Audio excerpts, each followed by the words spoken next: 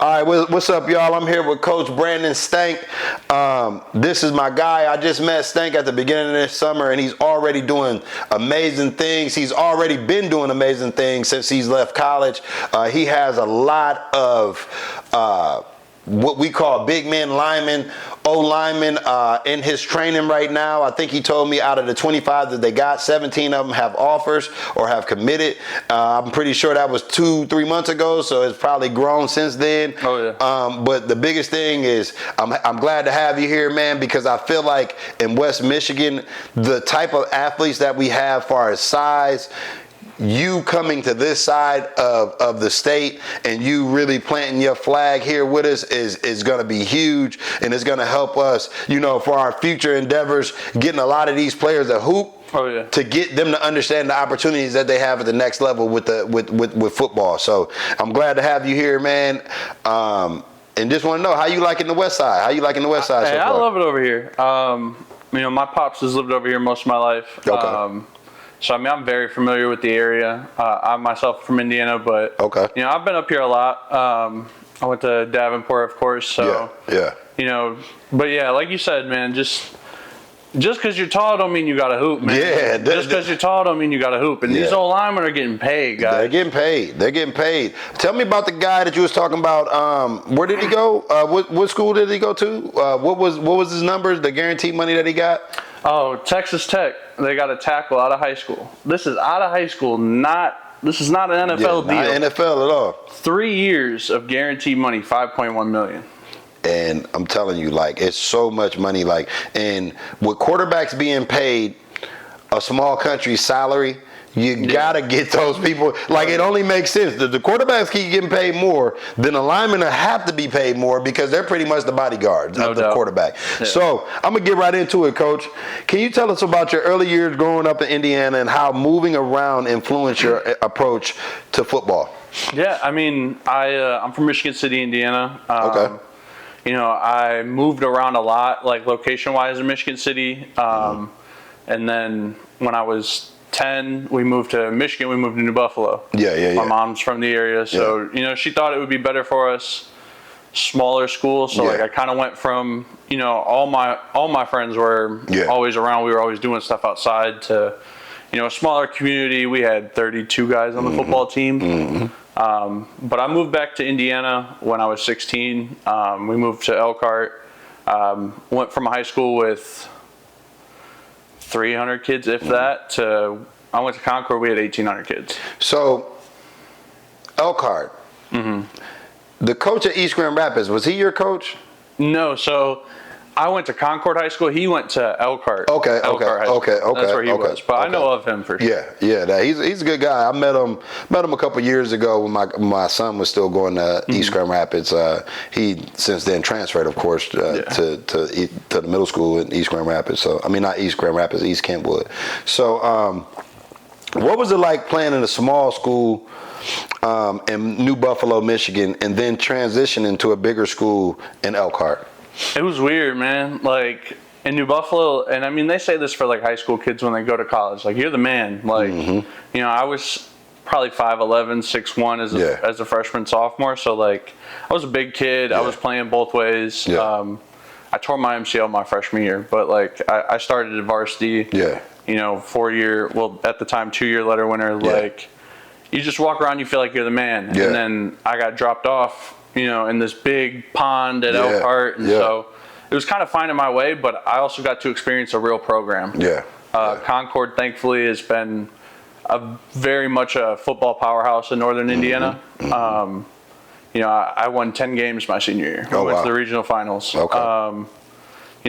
have a long history of winning the conference, so it was kind of just football wasn't obtainable in college. Buffalo doesn't really send people, so for me it was you dream about playing college football, but you never really know what it takes till you get to that kind of school. It was massive for me. I made some great friends. I had some great experiences, and honestly, that's where I really fell in love with the game of football. I had two different offensive line coaches, and it's kind of the way that we have it at EK, where you have multiple minds that see it different ways. I really got to experience a lot, I feel like. And this is a question that I think it needs to be brought out to add clarity to it, to the situation. What do you say to those parents who have a kid like yourself, super talented kid, but in a small program that isn't so much pushing kids to the next level in a way that I feel like my only job as a coach is to get kids prepared for the next level. I've taken more of a developmental role at EK, so it's the middle school, ninth grade. I feel like it's so important to make sure they're ready for Coach Spence, Coach Smitty, Coach Lack. What would you say to a parent? Like, what type of advice can you give to a parent that may have a kid that they're on the fence with and really needs to? They're looking at their finances. They're looking at the scope of college football, NIL, and they have this kid. What is some advice that you can give to a parent that makes them take the personal relationships that they may have, the personal relationship that they have to their city? Yeah. What can you give them to take that out of the situation where, or decision process where they can really understand that this is really for your kid's future and this is really for your financial situation to help your financial situation? I mean, I would say honestly, like, you know, not just because I'm a trainer, but like find your trainers. Like right now I train a kid, Brock. He's from Marcellus. He plays 8-man football. Now Brock's 6'3", 300 pounds. Yeah. And moves well, strong kid. Yeah. But because he plays 8-man football, he's struggling getting recruited. Yeah. Well, I've started training him, you know, just this last spring and now into the summer. And not only has Brock gotten better, like you're making an investment into your kids, and not only their talent will get better, but like I am very hands-on with all of our kids as far as like the recruiting process. You know, I know Max is my partner for Boss Hog. I know he is also very, very hands-on. It's just, what up, Max? Shout out to my boy Max Green. But don't pay for these recruiting services. The NCSAs that are charging you $1,500 to DM coaches, don't do it. Find a trainer, invest in that kid athletically, and make sure that he wants to do it. Like that kid has to want to be a dog. Like But also, like I said, just find those trainers. Like I know me and you have these talks all the time about our kids. Like it is about, especially if you find the right guy. Like some of these guys are training for the money and for whatever. Yeah. I'm training to help, like you said, help kids progress. Going to the next level. Like that's our only litmus test. Like you're only being judged by what you're sending on to the next level. You get what I'm saying? So I totally agree with you on that. Like I think it's just very important for people to understand that you can pay, like let's just say, let's take a steep trainer, but the right trainer. You could be paying $500 extra a month, but if you don't pay them now, you will be paying $5,000 a month for the semester. You get what I'm saying? So it's really an investment, and you really have to look at the bigger picture. That I'm sorry, if your kid is taller than 6'1", 6'2", and they're naturally over 230 pounds. Not even. Like you have an asset on your hands. Hey, if you like, I mean, we just had at Boss Hog, we just had a 6'1" center get placed at Fair State. Yeah. Defending national champion, won 3 of the last 4. Like, just because you are 6'1", 5'10", like, no, screw all that. Like, I'm not with that. Yeah. Like, if you want to be great at something, go be great at something. Go be great. Go find that trainer. Like, whether it is the highest of high or it's, you know, a guy that's in the middle working his way up. Like, go find someone that you feel like does the right things and is invested in you as much. Yeah, like, you have to... Like our guy Charlie. Yeah, like, that was my follow. I'm glad you did. Go ahead, ride with it. Hey. I was getting ready. I was gonna piggyback right when you got done. Go ahead. You read my guy Charlie, dude. Like, and he was on the pod and he was talking about how at Davenport. You might as well just say it now. Man. At Davenport, we had that little, like, you know, they told me it was too small or whatever. But like, he is one of those kids that, like, that dude wants to work nonstop. And not only does he want to work, but like, it's good stuff. Yeah. And the way that he plays, like, we go to camps and I see him beat 6'3", 6'4" defensive tackles, and it's like, what are we waiting on? Yeah, I mean, like, if you can play, you can play. Yeah. And getting to that level is just putting in the work, whether it's with your high school coach, your high school trainer, your wait staff, like whoever it is, even if you're at a small school, big school, just put in the work. You know, there's so many things on Instagram or TikTok or Twitter, like you don't even got to hire someone. Like you can legit see what this guy does and say, okay, let me do this here by myself. Like I didn't have a Boss Hog Academy to train and go to college. Like I just didn't have that. But my boy Max was like kind of telling me this is what we do here, and you know we just like it's a progression and it's all a build, but like it doesn't matter. They say heart over height, and that is real. Like I know I'd rather have 5'10" dogs up front than 5', 6'4". Just a body. Whatever you want to say. I completely agree, man. Like I've never been bigger than anybody. I've never so for me, I was 5'10" and some change. I weighed about 140 pounds going into my freshman year. And I remember my homeboy Marquez Wedlow, like it was the first varsity practice, and I'm on the field, and he goes, "Oh yeah, Fortson, you definitely redshirting." And I said, I'm gonna say it exactly how I said it. I was like, well, it's a good thing you ain't running shit because you don't make that call. Right. And I got called up that same day. You know what I mean? It's like, and people go, when did you realize you were small? Like probably right now. Like I never looked at my size as being a problem. Now you get tired of getting bench pressed and slammed on your head. You'll start doing more push-ups and things like that. But at the end of the day, football is a game. You have to play the game. I don't care how big, I don't care what it is. Like if I get you, if in the first play of the game, you're the best player in the history of football. If you get turf toe the first play of that game, this is an even match now. Like it's like you have to play the game and you have to play it out. So I completely agree. All right, so I'm gonna ask you a question. You faced some significant setbacks, like a broken foot during your junior year and financial issues that took you away from playing. How did you stay motivated through those tough times? I would honestly say, like, you know, it's going to sound corny or cliche, but, like, I love this shit, man. Right now, for the last 3 weeks, I'm coaching or training 7 days a week. There is no burnout. You gotta love this shit. And you know, I broke my foot going in. It was actually my senior year of high school. I broke my foot, and it was week 3. I didn't have any offers. I just moved. You know, like I was trying to figure it out. And instead of getting the little surgery I needed and just maybe going to play D3 or something, I said no. And I came back in week 8, and we made a little bit of a playoff run. We went to the regional finals. Like, you know, it's legit just love for the game. I had to step away from Siena Heights, unfortunately, but I was a 6'2", 6'3" tackle. I started our spring game. I was going into my true sophomore year starting at a 4-year college. Like, you know, COVID canceled my JUCO experience. I was going to say COVID killed a lot of kids' experience, man. Like, COVID, I was going to go on campus to College of DuPage, and, you know, I was talking to the Ball State O-line coach, and you know, I was like, finally, I get to go to the MAC. Like, I'm about to go play D1 football, and then COVID hits, and I never get to step on campus, and we don't get to play that season. But I just, what they call it, like hustler's mentality. Like, I'm just on to the next thing. Like, for sure. I'm gonna get it done regardless, whether it's, you know, me trying to play, I step on campus at Davenport, my second practice, I tear my MPFL, I have surgery. I'm done for the year. Like, no matter the injury, like, I just know for me, football's always been home. No doubt. And for me, like, how does, and this is a question this is a personal question. What does it feel like after going through all that?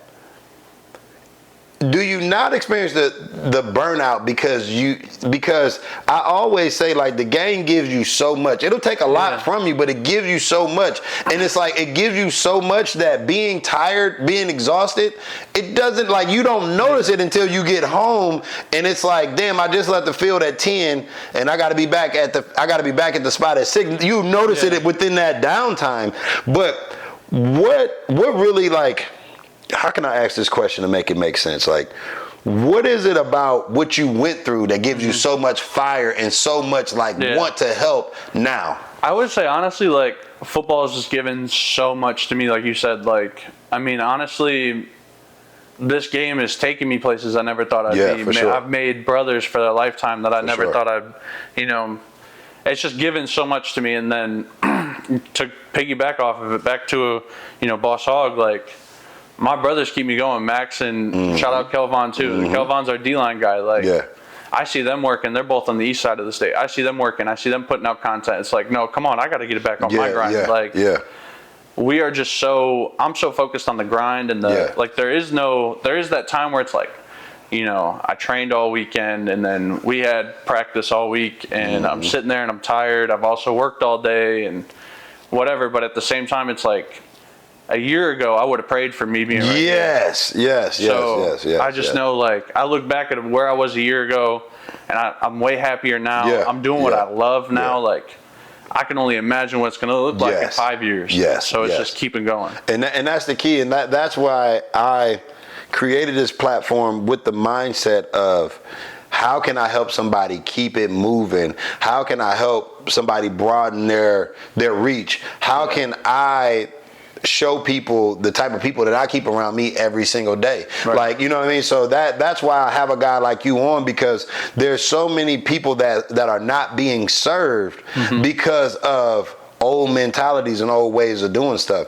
It's a completely different way of doing things. It's a completely different way to eat. There's different ways to stretch. Like it's so many different ways. So the more Stanks I could have on, Coach Spence's, and I'll have Lack, I'll have Smitty, I'll have Coach Bell, I'll have Coach Morrow, the old guy. Like I'll have so many different opportunities for people. Look, if I'm not for you, then Stank is for you. Like I want to bring people as many flavors as possible so they can pick the right one, because at the end of the day, we're all part of the same. If it's Baskin Robbins, we're all part of the same. Look, we all part of the same ice cream shop. But it's like whatever your flavor is, we want to attract you to that and help you go with that. So I appreciate you coming. I said it before, but it's huge to hear. People need to hear that being tired is not just because I'm a hustler. No, it's about, I really know that I know my purpose. Like when you learn your purpose, the happiness that comes from that. Beautiful thing. And it's not like you're gonna make millions of dollars, but it's the fact that I'm tired for the right purpose. Like I'm not out here living somebody else's dream. I'm not out here making myself a puppet. I am creating and orchestrating my own life, and that's the best feeling in the world. I tell people all the day, they go, man, you work a lot. No, I don't work at all. People who go 9 to 5, they work. I'm a trainer. Like I can literally wear sweatpants or shorts and everything I do, and I'm pretty sure you feel the same way. Like it's like you have a job and then you have this, and it's like, this is not a hobby. It's just my passion. You know what I mean? So I think having the job too, like I have my little 9 to 5, and then getting to leave that and come to football makes me a little more grateful for football. Yes, no doubt. It's like, no doubt.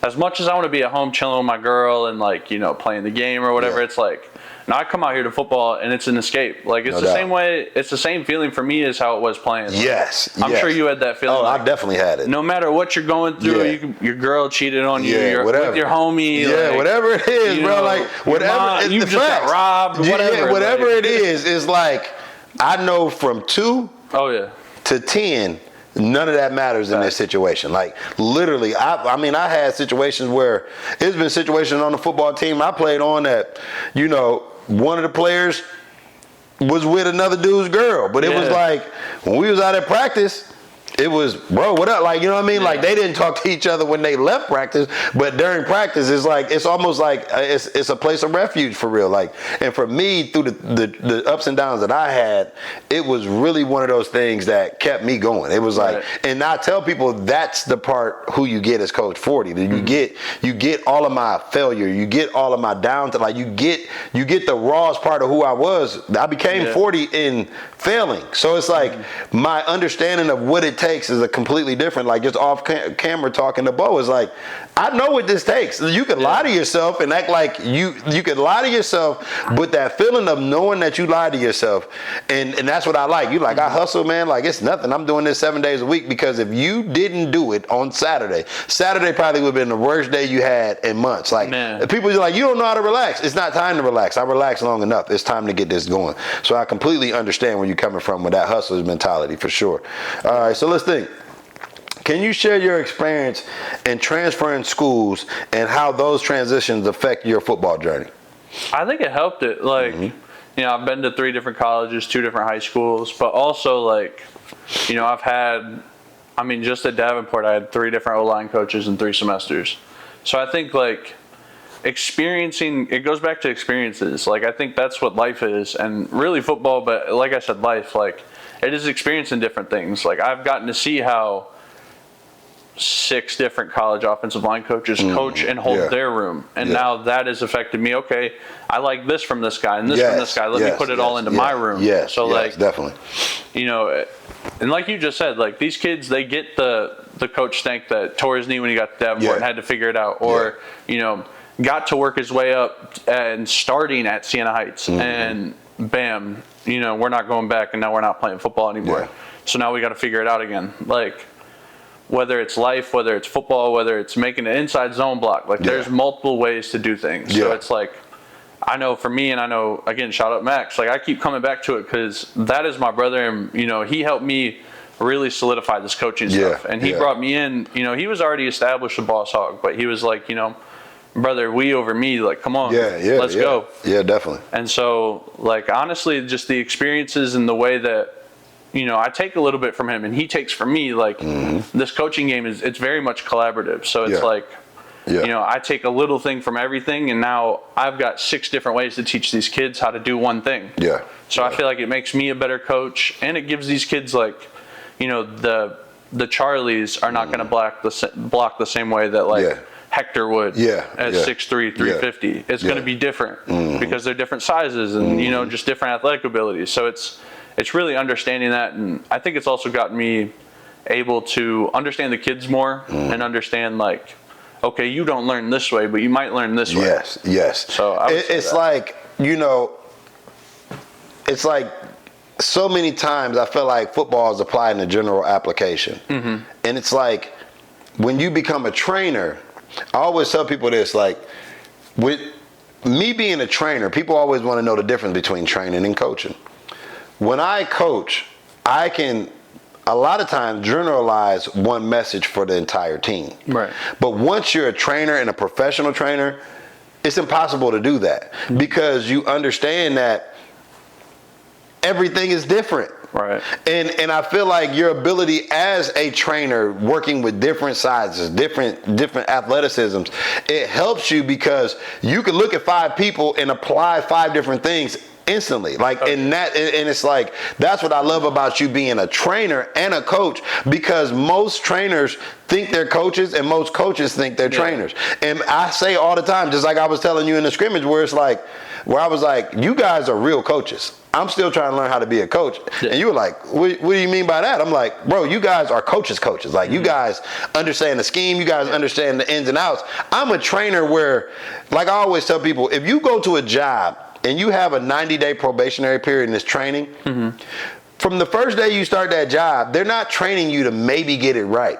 They're not training you to get it 80% of the right. You have to be able to do it until you can't even do it wrong. Like, you have to be able to do this to where you can't do it wrong because you don't only know the right way to do it. And that's what a trainer is. Like, if you got 10 things on your paper when that kid shows up, and he can't do the first thing, well, it looks like we're just doing this today, and it looks like we're doing this tomorrow, and it looks like, and you get a lot of people that don't realize that. So it's like people trainer hop, where it's like they come to you and it's like, my kid was told by such and such summit training recruiting that he was a 2030 prospect, and you're like, well, he can't even get down in the stance. So until he can do this, you know what I mean? And they're like, well, when I take him, all he does is get in the stance. Well, you start right, you end right. And as an offensive lineman, just from our 8th grade team, I literally only focused for 2 weeks on their stance. They were in their stance for an hour straight. Like, they might get a break, but they're right back in it.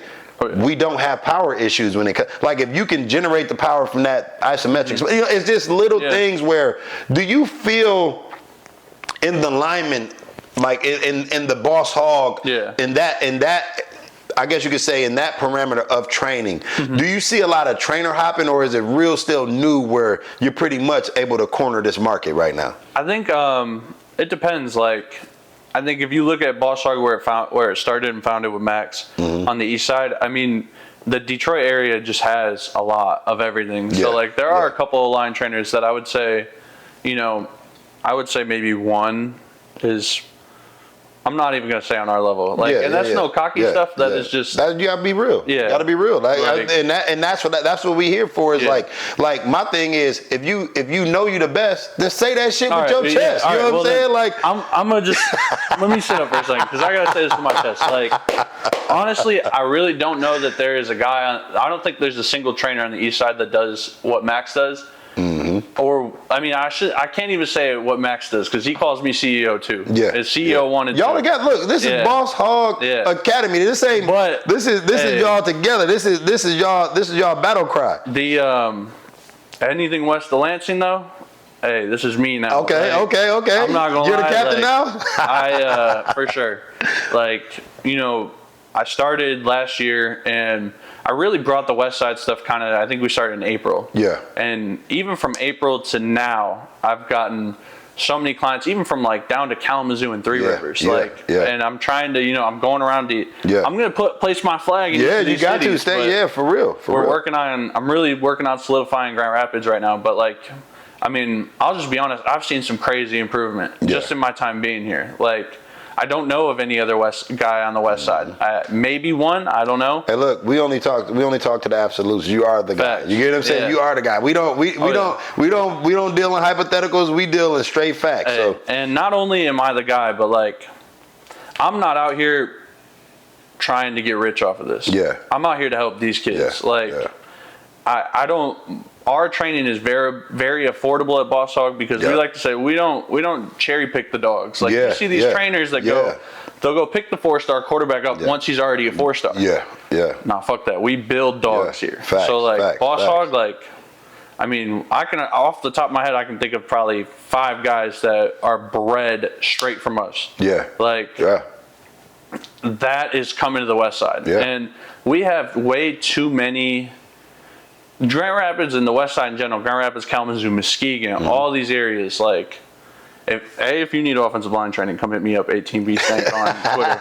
And also, like, there's no guy out here doing it the way we do it. Yeah. Like, not only are we teaching you how to get into a stance, making sure you're taking the right steps, I'm showing you what these college coaches are looking for. And I'm showing you that's the key. How to get recruited. And and it's all built in. Yeah. Like, this isn't, hey, you got to give me $1,000 to train, and then you got to give me $1,800 more so I can tell you how to get recruited. No, fuck all that. Like, I came from not the most financially stable place, so like, my mom couldn't afford that. My mom couldn't afford that, so we had to get it. Like, I had to get it by figuring it out myself, by using YouTube, by using like all these online platforms. So I understand that.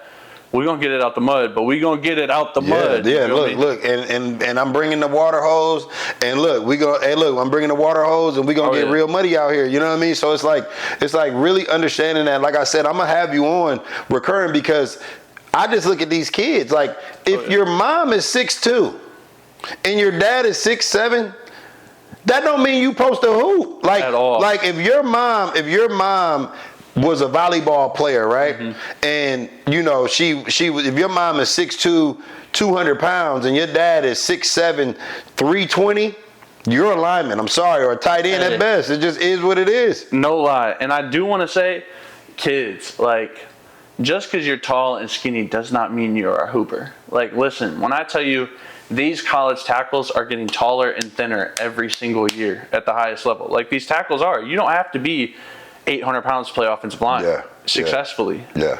You could be 240, 250, 260. We'll add the muscle, but you got to be able to move. For sure. And come to Boss Hog to learn how to move. No doubt. So there you have it. Look, like I said, my man Brandon Stank, we're going to have him on multiple times, especially through the season. We'll start breaking down film. We'll start, we'll create a whole. Fun with it. Yeah, we're going to have some fun with it because I'm going to learn a lot. I'm going to learn a lot from you. But I appreciate you coming, man. This is a great interview. For sure. And like I said, let's get these kids out here so we can put the West Side on the map for sure. For sure. Peace.